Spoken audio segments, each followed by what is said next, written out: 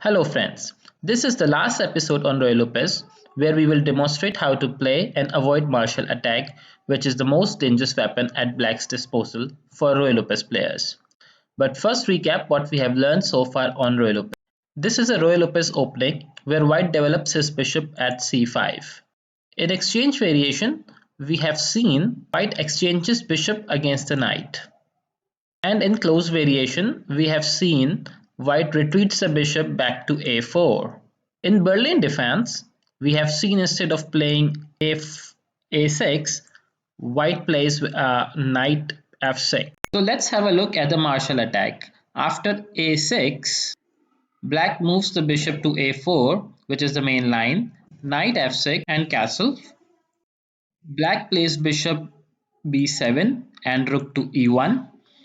Black attacks on the bishop b5 and bishop to b3. Castles for black and c3.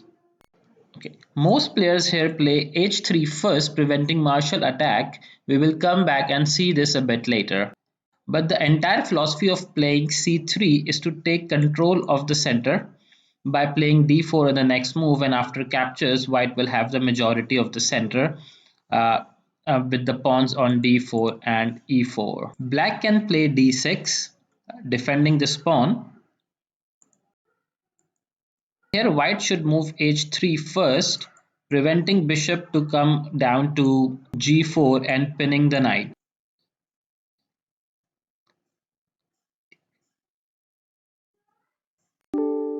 But after knight a5, c2, c5, d4, queen to c7, we have a main line in Spanish where there are different approaches available for black.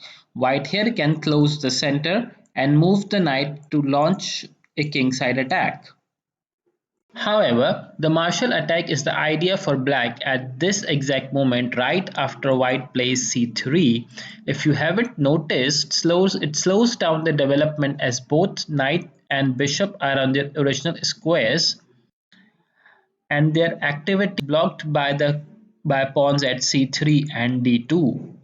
Black can use this time to launch the Marshal attack, which is strike down the pawn d5, and after e takes d5, knights take d5, free pawn is available at e5. So knight takes e5, and after knight takes e5, rooks takes e5.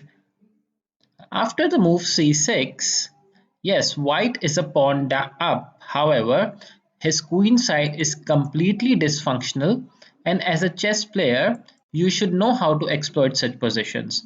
By sacrificing the pawn, black here is eyeing to create advantage of open lines and diagonals.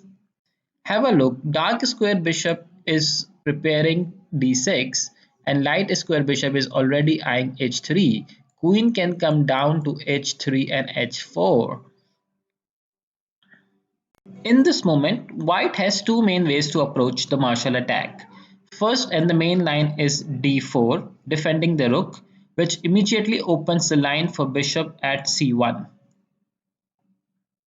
After bishop d6, rook comes back and queen immediately launches an attack at h4.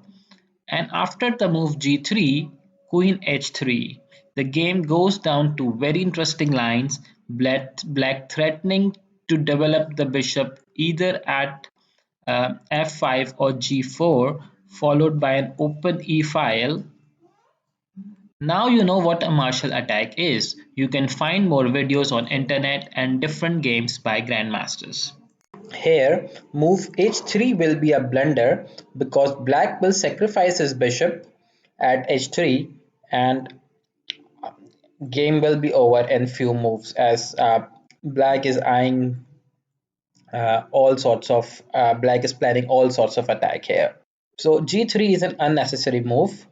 Friends, the other move for white is d3. The major difference will be the move after move bishop d6, rook backs to e1, queen h4, pawn g3, queen to h3.